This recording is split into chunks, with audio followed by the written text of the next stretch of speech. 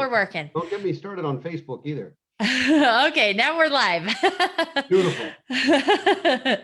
All right, so it looks like it's booting up. If you can hear us and see us, please comment below. Oh, yeah. Okay, there we go. We are live. Let me know if you can hear us and see us. And if you're watching the replay, comment replay. And now I'm just hitting buttons all over Facebook and I don't know what just happened. Hang on. I got to pull the comments back up because me and tech stuff. Actually, this is going well, I think. Okay, there we go. We are live. I should be able to see comments, so let us know below. So we are fortunate enough to have Eric Brotman here with us tonight from the Financial Graduate, and he is going to answer questions for us. He's a financial advisor. So if you have any questions, let us know in the comments. And do you mind just kind of giving us a little background about yourself? Because I know I didn't do you justice with that intro. I'm happy to, Ashley, and then we can do the same for you. I'll be happy to. As Ashley said, my name is Eric Brotman. I am almost 30 years in the financial planning and wealth management business, which is shocking to me as well. I am the CEO of BFG Financial Advisors in suburban Maryland. I'm the president of Brotman Consulting Group and Brotman Media Group, and I'm the author of multiple books on personal finance, including most recently, Don't Retire, Graduate, which is also the name of the podcast that I host every Thursday. So that's the basics. And you have is your new site up, the personal finance? Yes, we created BFG University, which is for online education, online courses. And the first course we created is a financial literacy course. And it is completely free to anyone who's interested at bfguniversity.com. And it is 8 modules with education and quizzes on things like cash management and debt management, basic risk management and insurance, investments and portfolio management, employee benefits, sort of all the things you need to know as either a student or a young adult, or an adult who wants a refresher. That's awesome. So tonight we've got some just general questions about debt, and we can, depending on the time, we can talk about other things that you recommend in general. I realize, you're not giving anybody specific financial advice. This is general Correct. Advice. Everything Correct. is, you got to tailor it to your specific situation. So this is just, general advice. You sure you're not a lawyer? I feel like you've told me this before. No. I'm glad you were paying attention. All right. So, most of the people in my group, in this money success coaching group, they're in a lot of debt. They're in the paycheck to paycheck cycle. So they're maybe not thinking that they are to the point of needing a financial advisor, but, I want to stress that it's never too early to, have a financial planner, an advisor, somebody that is on your side to give you the best advice for your situation, because everybody's a little bit different.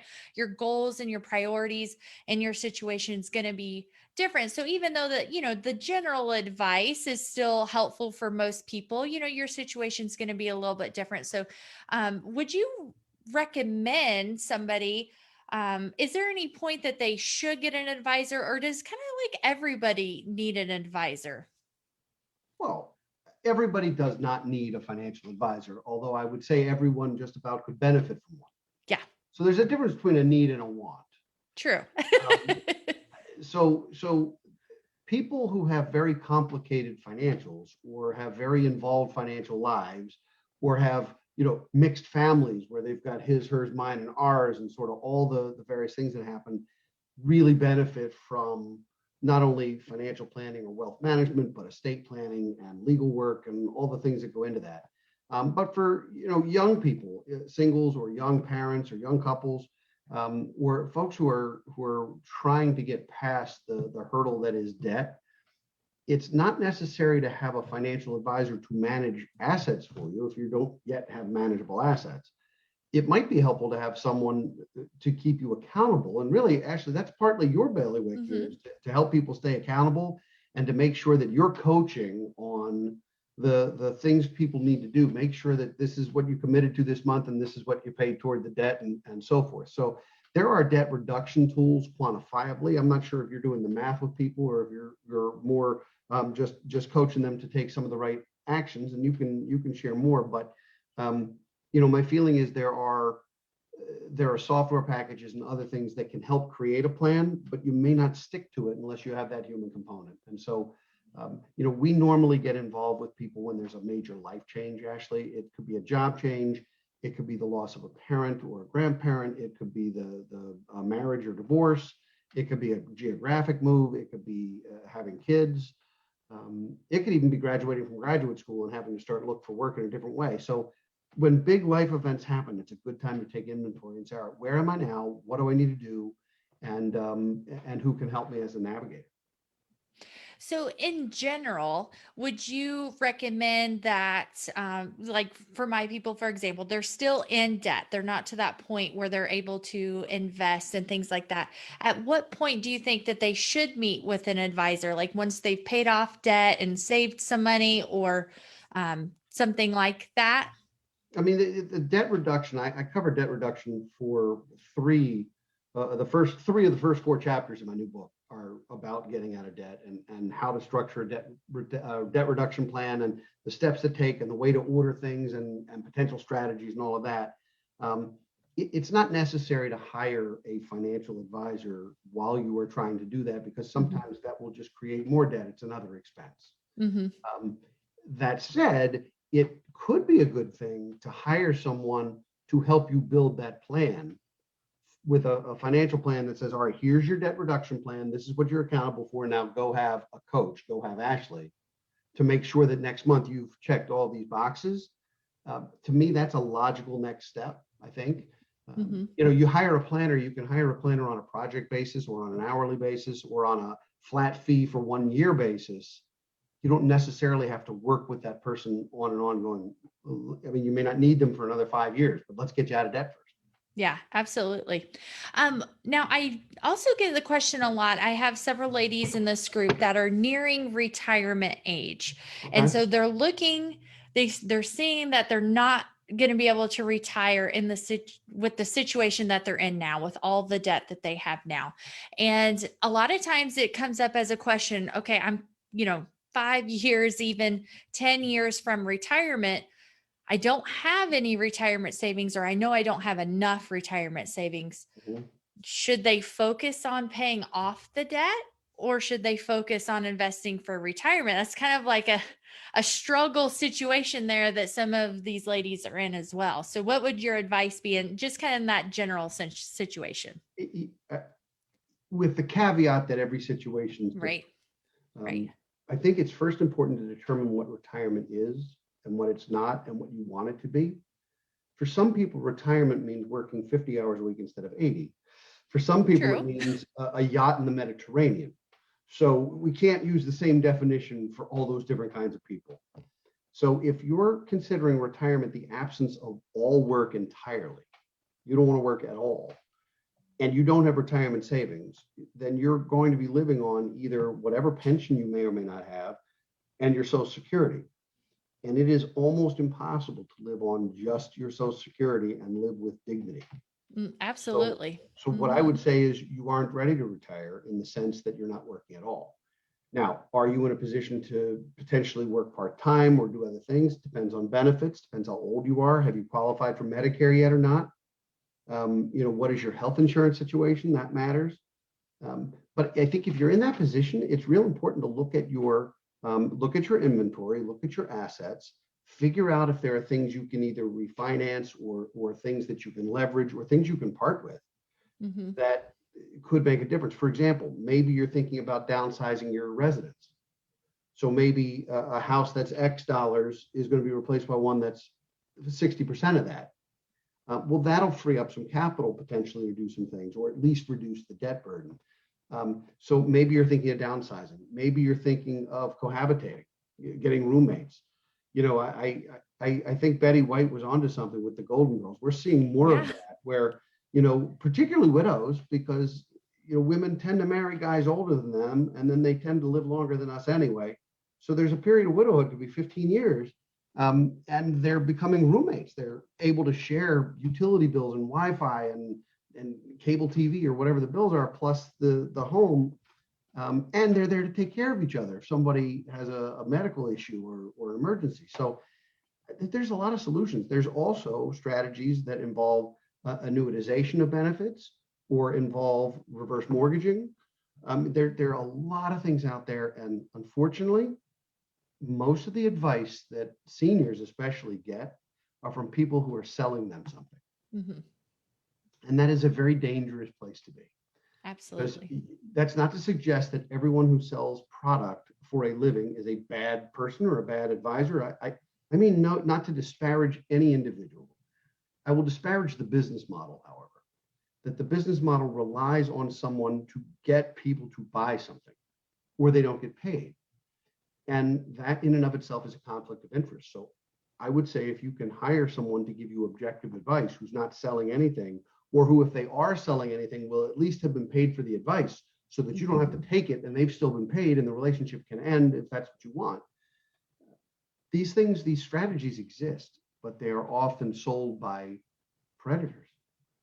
Mm-hmm. And so, I think there's some buyer beware, and anyone, but particularly seniors, or folks who have lived their lives without becoming particularly financially literate or savvy, you just have to be more careful and get 3 opinions if you need 3 opinions. If you don't have somebody you can trust, keep trying, because you do not have to make these decisions typically quickly. And anyone who tries to pressure you into doing something, quickly is probably someone to be scared of and to stay away from. Absolutely. And to, hone in on your point of Social Security, like my grandma lives with us now because, I mean, she's a widow and she lived on her own for, I want to say about 10 years, but her Social Security didn't cover the bill. So she was in a lot of debt just to live. And so she's, getting out of that. Now she's lived with me for like 4 years, but what she gets is, and, a lot of people don't realize they have to pay for Medicare. So it's not just free insurance. I mean, she pays a fee, then she has to pay for her supplement. She has to pay for her deductible. She has to, and she's in really good health, thankfully. So it's not like she has a ton of monthly prescriptions or anything like that. But, still it's not enough to live on, especially if you have to pay rent. Well, Social Security was not supposed to be that. Right.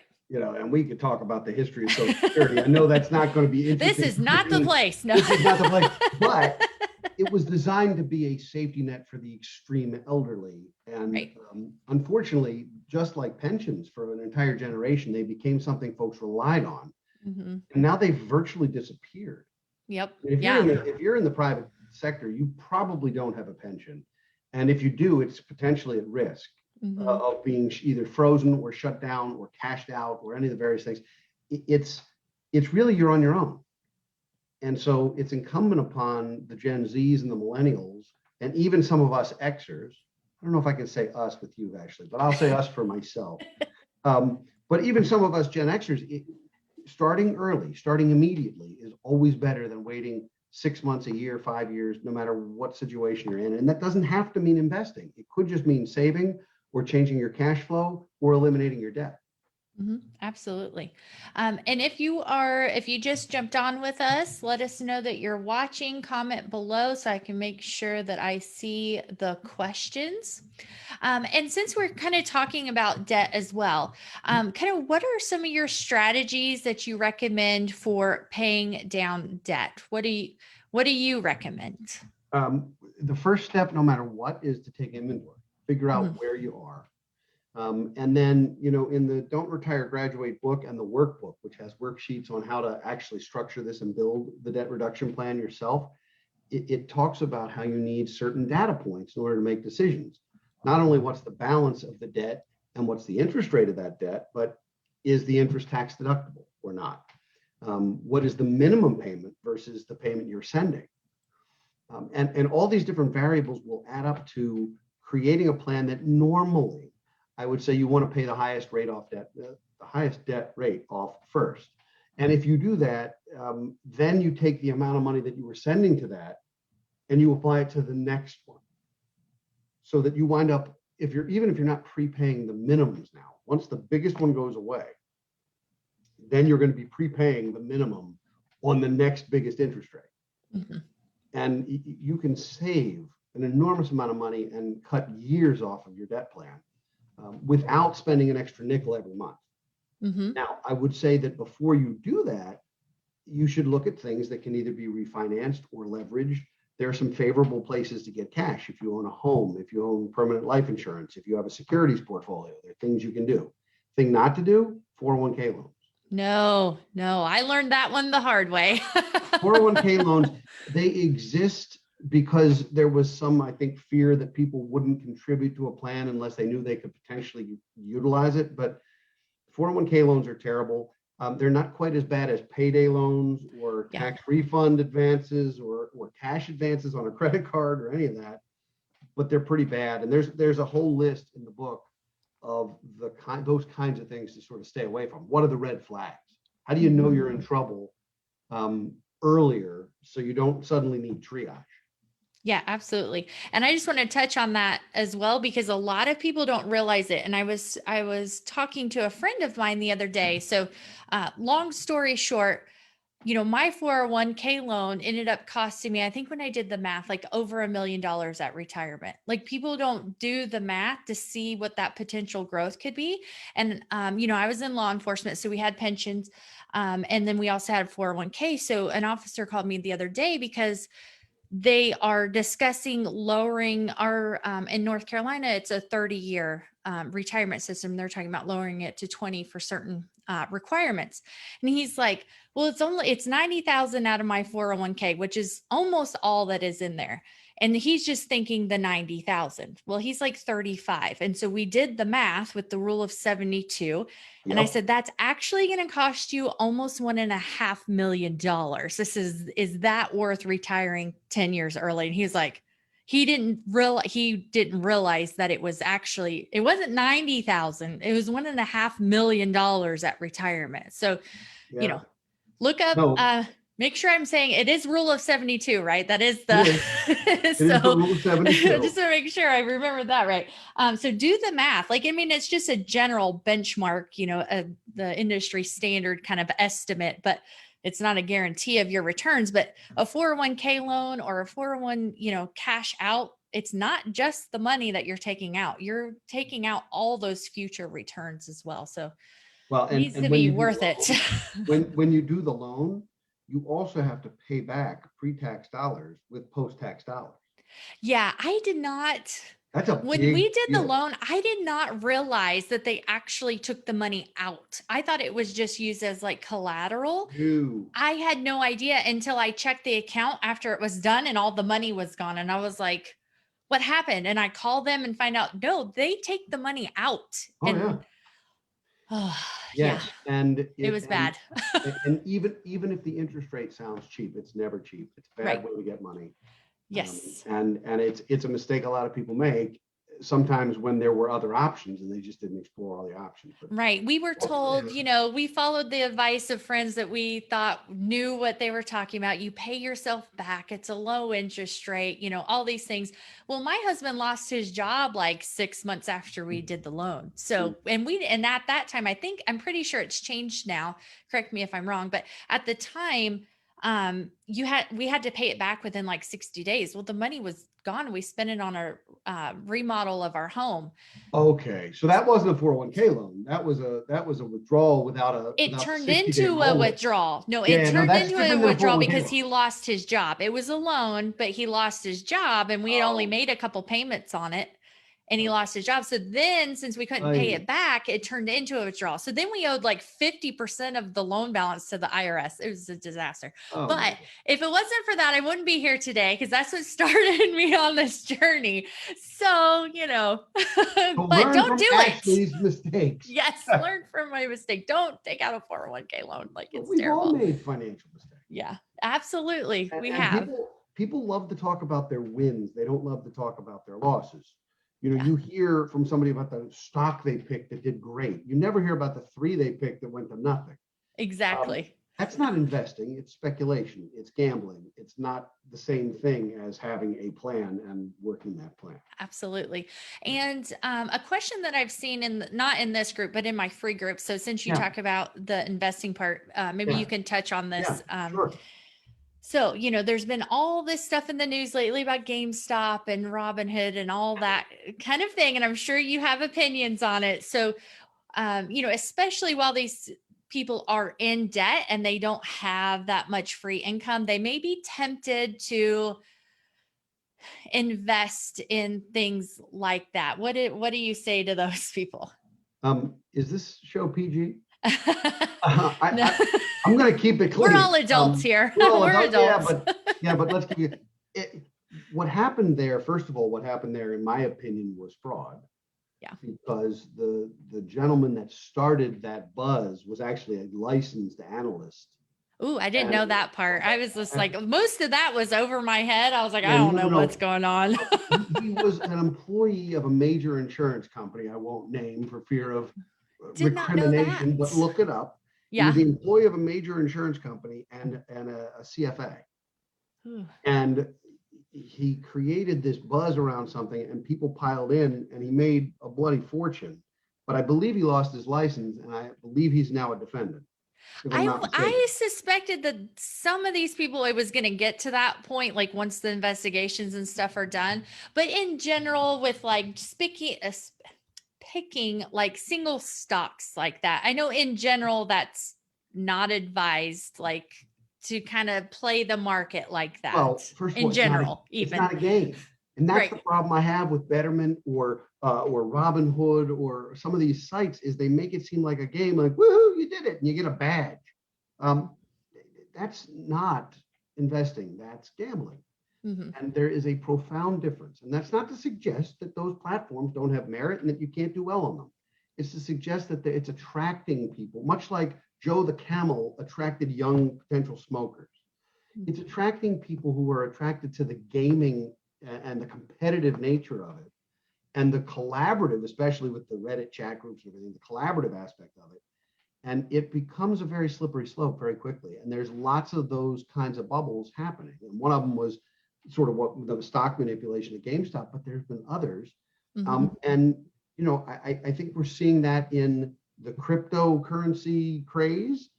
Say that 3 times. I Yeah. think we're seeing it a lot of different places where there are going to be people who get just devastated by this stuff. There are going to be other Mm-hmm. people who make a fortune. That's not investing. And That if you is, don't like truly know what you're doing, I mean, and even if you do know what you're doing, it's still gambling. But if you really don't know what you're doing, like you should not do that because you're just basically throwing your money away, and especially if you don't have the money to spare. well, yes. I mean, no one should invest money they might need in the next, say, 3 to 5 years. Yeah, So in a absolutely. perfect world, retirement money, absolutely. Your emergency fund, absolutely not. There's a point to holding cash, even if there's no interest. There's a point to that. There's a suddenly I need a car or a washer and dryer, or there's an illness or a job loss, or life happens. Mm-hmm. And when Absolutely. it happens, I feel like Forrest Gump now. It happens. When that happens, you got to be ready for it. And the best way to do that is with emergency funds and then with collateral. A 401k loan is not collateral, but there are ways to collateralize assets. And a line of credit is available against lots of different kinds of assets. It can be a stock portfolio, but not a retirement plan. It can be a cash value life insurance policy. It can be your home or other real estate. So there are ways to create collateral and to be prepared for emergencies or to be able to pay off other debt using the value of one asset to pay off the others. But you have to get those assets first. It's much easier to stay wealthy than it is to become wealthy. In the same way, it's much easier, for example, to stay healthy than to just suddenly get healthy. And so I think it's really important for people to start making good habits as early in their financial lives as they can. And they're not learning it from their parents. They might be watching what not to do. They're not learning it in schools most of the time. So that's problematic. So where do you get it? Well, there's financial literacy resources. There's nonprofits like Junior Achievement and others. When you've got kids who can go to programs that are international, there's lots of ways to get it, but you have to look for it. It's not going to fall in your lap. It's not part of the curriculum. So, what would be your advice? Most of the women here have children. So, and I know you have a child as well. So, what would be like your number one advice for somebody to like give their children to start off on the right foot with their finances?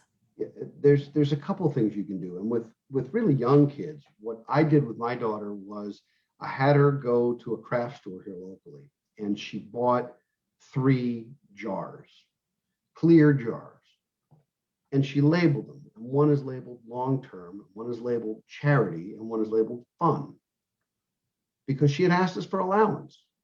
I guess she was about 8 years old. She asked us for allowance. And first of all, I didn't want allowance to be charity in and of itself. So I said, well, we've got to have some age appropriate jobs around the house to make allowance and allowance, and not some kind of right. So we did that, and we created some things. And then every week I would give her $5. That was the allowance. And it was 5 $1 bills. And the rule was that at least $1 had to go into long term, at least $1 had to go into charity, and the rest, the other $3 could go anywhere you want. And I watched her make decisions about how much fun money she needed, and wanting to do other things. And it became an exercise that was useful. And then at the end of the first year, I took her to the bank. We opened an account with her long-term money. I matched it. It was a tiny number in the grand scheme of things, but the premise of a match and rewarding that behavior was important, because when she saw her statement and it earned a penny, that's not an incentive to save. Yeah. It's really not. Yeah. It's like, I Yeah. just earned a penny. I'd rather have gone out and bought an Xbox. Yeah. So we did that. And then we also went online and we found some age appropriate charities that she wanted to support. And that money, she gave me the cash, and I made the charitable donations online, and the receipt came in her name, and she got to see the thank yous, and she chose things related to children, at Children's Hospital, and related to animals, which is great when you're, an 8-year-old kid. And I would say that it was a total success for about 2 years, and then the lesson grew stale.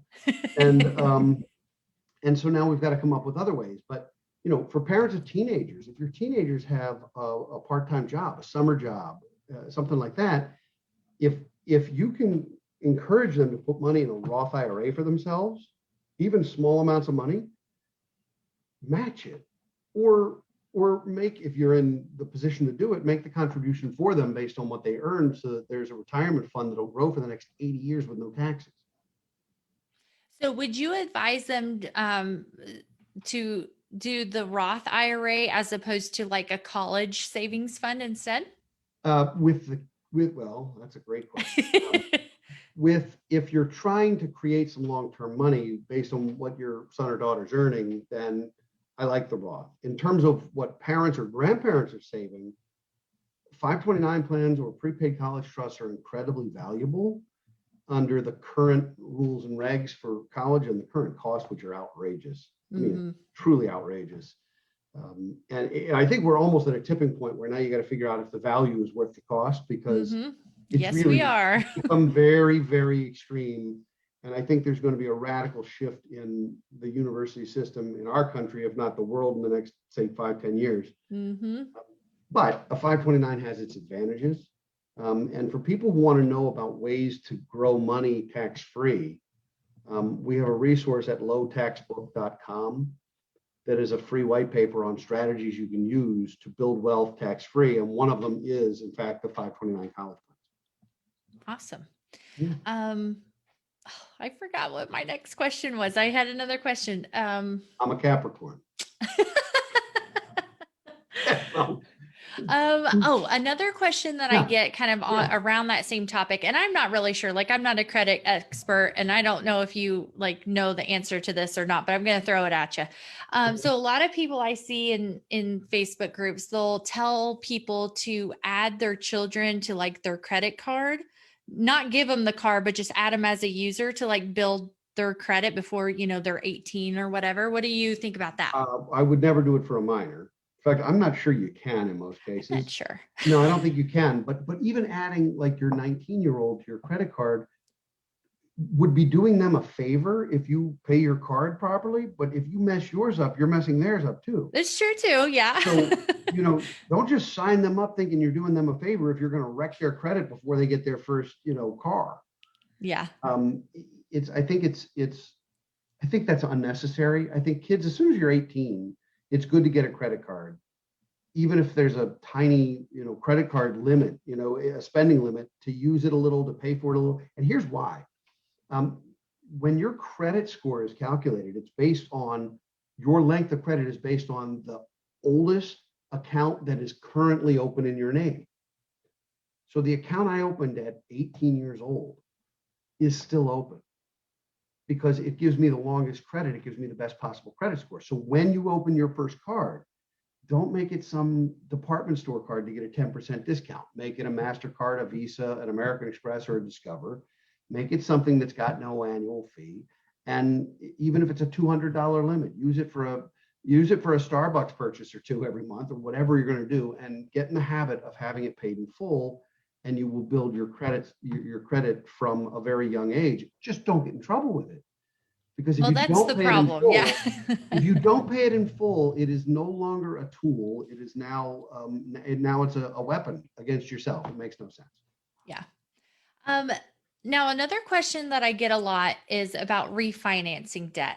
Now, I will tell you, based on my experience with helping people, generally speaking, it doesn't help people. I know it can, but if you don't change your actual behavior, I just see people over and over, they refinance, they have all the old debt still, and then they've racked up a whole bunch of new debt. So it's just like compounding the problem. But in general, what would you recommend for people that are looking to maybe refinance to lower their interest rate, and they're already like they're in this group, so they're at least knowledgeable and working toward paying off the debt, so hopefully they won't rack up new debt on top of it?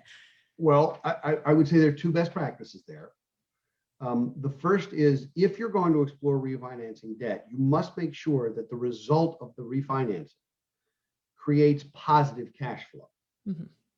It must create more excess cash each month. Not Meaning just enough lowering to your cover. payment amount, Well, lowering by your lowering your payments. payment means, so let's say you were running, and your budget is running at a $300 a month deficit. Mhm. And so you're snowballing into debt by 300, and then 600, and then 900 plus the interest on it. And it's just, if you can refinance something, and instead of a $200 or a $300 shortfall, you have a $200 windfall or profit at the end of the month, then yes, that's worth doing potentially. But the second step, which is equally important, is you have to make sure that you're making automated payments to that debt with that extra money. If you start blowing that money at the Mhm. store, you will be right back where you started. And actually, to your point, you'll wind up in bigger trouble because the number just expands. Mhm. But if you were to be able to refinance it, create positive cash flow, and use the excess, not the whole $500, but the 200 that is excess, use that to pay the debt down, and you're no longer running debt up, and you have a potential solution. Now, what if they're not negative? They just want to lower their interest rates. Does that, in your experience, does that really matter much when they're paying off debt? Like if they're being intentional, they're paying off their debt. Does it really matter if they lower their interest rate like 10%? Like if they have a credit card at 25%, they want to refinance to a personal loan at 14%. Like, have you seen people like, does that really generally help people? Yeah, yes, it does. And if you're able to continue the discipline to pay it down, all it does is save you interest. Mhm. That's a good thing. What I tend to see, though, is I tend to see some people lower the interest rate but extending the term at the same time. Mhm. And the negative there is that what you save per year in interest, it's costing you more than that by having extra years of payments. Right. So you have to really look at the full picture, and it's not just the interest rate, but that does matter. Now, is Mhm. it worth spending money to refinance a house to save a quarter of a point? No, generally not. But if you can make a radical shift in your cash flow, then yeah, it's worth doing. Lots of different ways.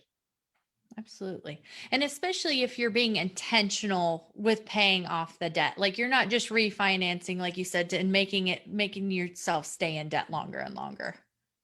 Well, that's right. I mean, otherwise, all you're doing is extending the noose. That's not helpful. Don't do that. Yeah. Now, what kind of debt should be considered priority for repayment? Adverse debt, And what does that mean? that is consumer debt, credit cards, 401k loans. I would group student loans in there as consumer debt because you have bought something, and what you bought is an education and a promise that it will create a better financial life, which it may or may not. Yeah. But it used to. Now it may or may not. So those things would come first. The things that could come last or later would be things like mortgages or leverage on business loans, or things where you've got a deduction, but you also have collateral that's growing. Mhm. If the collateral on your property is growing, it's a lower priority to pay it back than if the collateral is shrinking, like a car. Your car is getting less valuable by the mile. Mhm. But your house can be, during certain times, appreciating in value. For most of the country, this is one of those times. Yeah. We've been through this before, though, everybody. This is not a permanent condition either. Right now, housing prices are going through the roof because there are not enough people selling, and everyone's who's trying to buy is in a bidding war. Yeah. The value of my home. Crazy. Like, I don't even understand, like, how are these houses, how are they even appraising for that much for people to get loans for that much? Like, I don't even know how all this, like, what A is lot of times happening? they're not appraising for it. They can't be. Like, No, I don't which means you can't understand. finance it. So if they don't appraise for that and you can't finance it, it means it's got to be a mostly cash deal. Right. And the people doing that are at the high end of the spectrum. Yeah. The people who bring a suitcase to closing full of non-sequential hundreds are in a different position. Right. I say that tongue in cheek, but the reality is people who are of that certain financial wherewithal, they're overpaying and they don't care. Yeah. Exactly. What a concept. I know, right? I would Maybe care. they're selling their house for like a ton and they can roll it into the next one. Right now, what I could sell this house for makes me want to live under a bridge. Yeah. Money. See, but then you have to find another house. That's the thing. Okay, I could sell my house and make this much money, but then where am I going to live? Like, I don't understand. We're going to come live with you.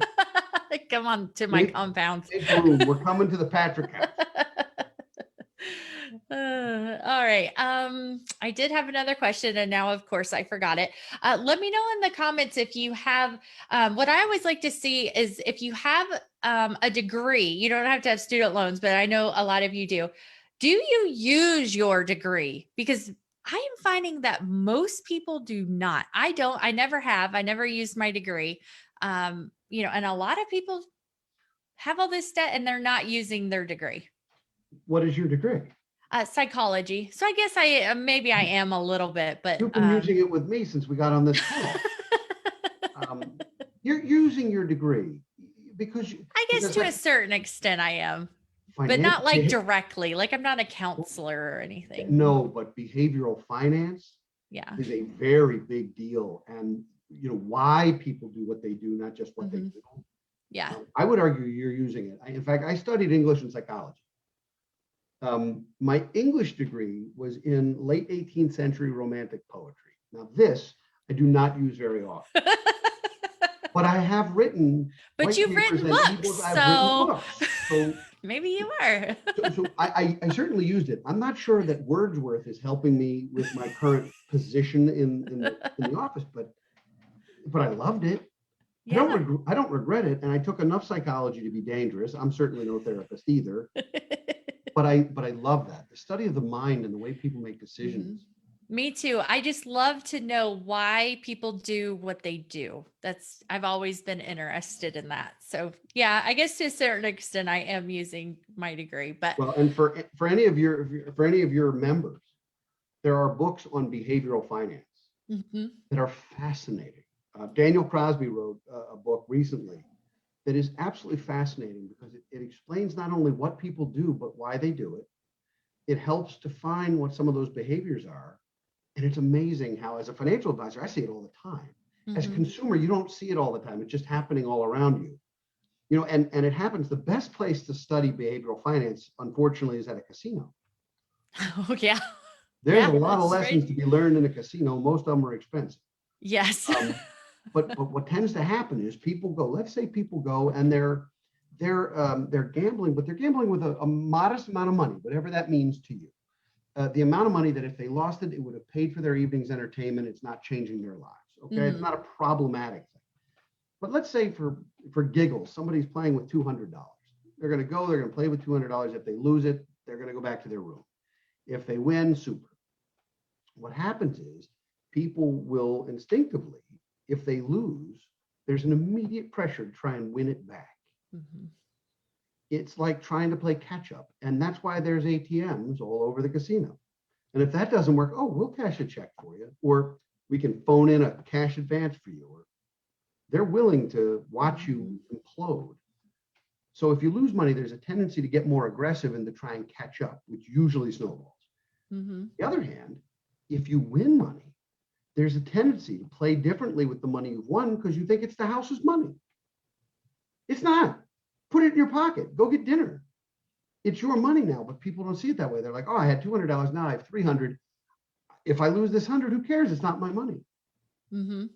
But Yeah. it is. You could take it to the cage and get $300 back. Yep. Another example of this is roulette. There's a defined probability of red and black. It does not change per spin. And if red comes up 6 times in a row, instinctively, we as human beings think black's due. It's not. It's no more due than it was any other spin. And so people tend to think, oh, it's going red, black, red, black. That's going to continue. Why? It's like flipping a coin. If you flipped a coin 6 times, what are the odds you get all 6 heads? Well, they're the same as the odds that you get heads, tails, tails, tails, heads, heads. It's the same odds. You just don't remember that one. Mm-hmm. So Yeah. I find it fascinating, and I find it fun to study and to think about. I do realize how bad it is for people. It is.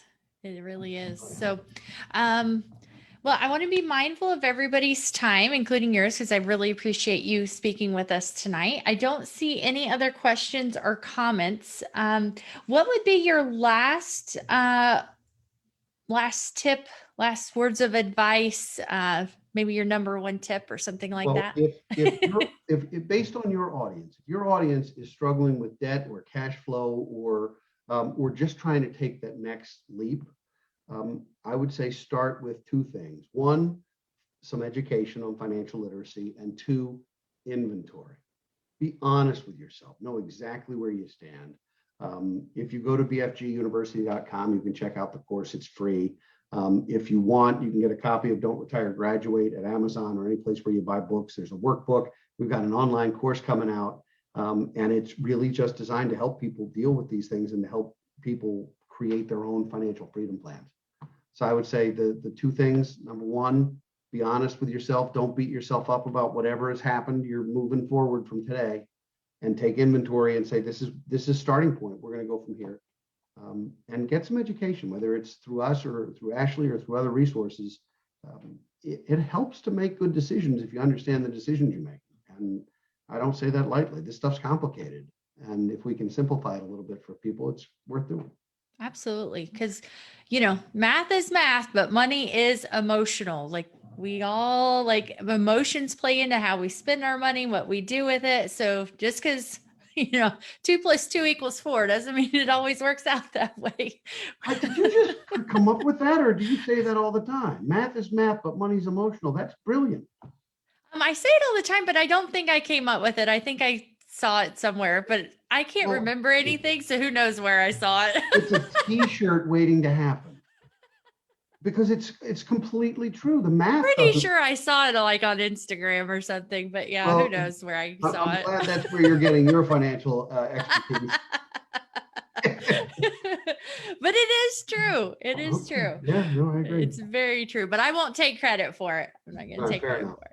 Now I'm going to steal it and I'm going to quote you. Is that bad? But it's true though. It really is. It's very true. Like everything we do with our money is based on emotions. Otherwise, we would not be in debt and we'd live within our means and not overspend. Yeah, no, If it was just that easy, it's kind of I like know, right? it's kind of like nutrition. Exactly. If we just ate the Spinach, calories we needed, cheeseburger. we wouldn't be overweight. If I didn't eat everything not nailed to the floor, I'd be thin. That's how it works. Me too. All right. All Well, this has right, you been guys. fun. Thank you. Thanks.